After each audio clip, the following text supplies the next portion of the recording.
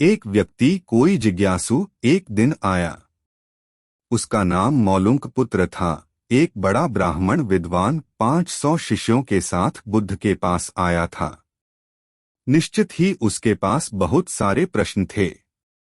एक बड़े विद्वान के पास ढेर सारे प्रश्न होते ही हैं, समस्याएं ही समस्याएं। बुद्ध ने उसके चेहरे की तरफ देखा और कहा, मौलुंक पुत्र, एक शर्त है। यदि तुम शर्त पूरी करो, केवल तभी मैं उत्तर दे सकता हूं।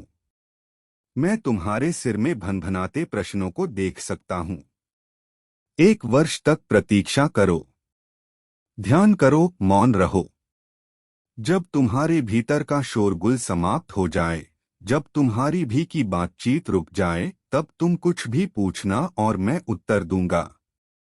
यह मैं वचन देता हूं। मौलुंक पुत्र कुछ चिंतित हुआ। 1 वर्ष केवल मौन रहना, और तब यह व्यक्ति उत्तर देगा। और कौन जाने कि वे उत्तर सही भी हैं या नहीं। तो हो सकता है 1 वर्ष बिल्कुल ही बेकार जाए। इसके उत्तर बिल्कुल व्यर्थ भी हो सकते हैं। क्या करना चाहिए? वह दुविधा में पड़ गया।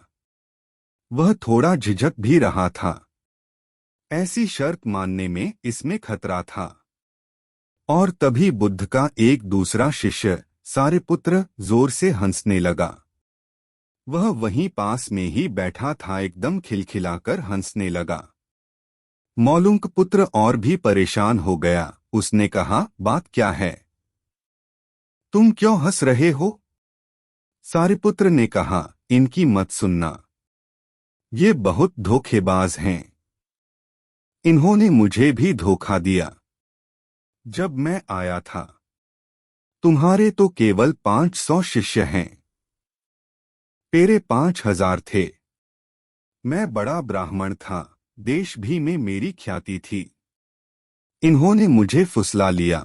इन्होंने कहा, साल भर प्रतीक्षा करो, मौन रहो, ध्यान करो, और फिर पूछना और मैं उत्तर दूंगा।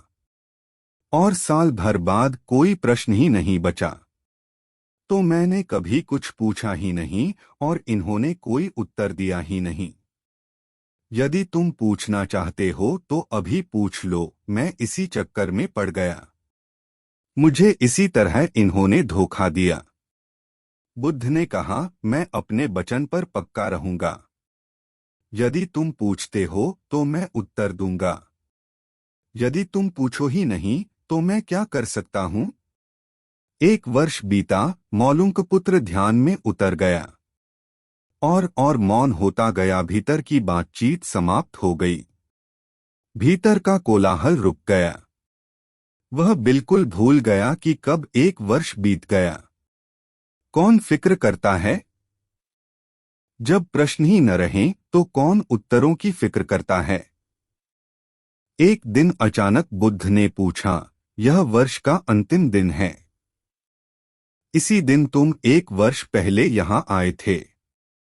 और मैंने तुम्हें वचन दिया था कि 1 वर्ष बाद तुम जो पूछोगे मैं उत्तर दूंगा। मैं उत्तर देने को तैयार हूं।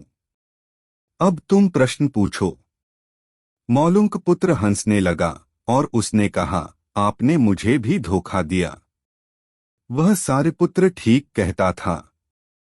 अब कोई प्रश्न ही पूछने के लिए नहीं रहा। तो मैं क्या पूछूं? मेरे पास पूछने के लिए कुछ भी नहीं है। असल में यदि तुम सत्य नहीं हो तो समस्याएं होती हैं और प्रश्न होते हैं। वे तुम्हारे झूठ से पैदा होते हैं, तुम्हारे स्वप्न, तुम्हारी नींद से वे पैदा होते हैं।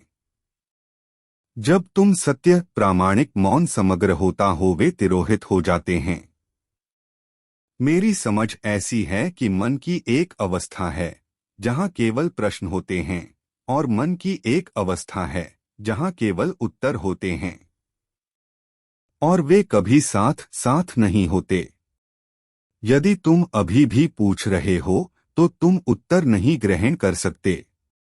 मैं उत्तर दे सकता हूं लेकिन तुम उसे ले नहीं सकते। यदि तुम्हारे भीतर प्रश्न उठने बंद हो गए हैं तो मुझे उत्तर देने की कोई जरूरत नहीं है। तुम्हें उत्तर मिल जाता है। किसी प्रश्न का उत्तर नहीं दिया जा सकता है। मन की एक ऐसी अवस्था उपलब्ध करनी होती है जहां कोई प्रश्न नहीं उठते। मन की प्रश्नरहित अवस्था ही एकमात्र उत्तर है। यही तो ध्यान की पूरी प्रक्रिया है, प्रश्नों को गिरा देना, भीतर चलती बातचीत को गिरा देना। जब भीतर की बातचीत रुक जाती है तो ऐसा असीम मौन छा जाता है।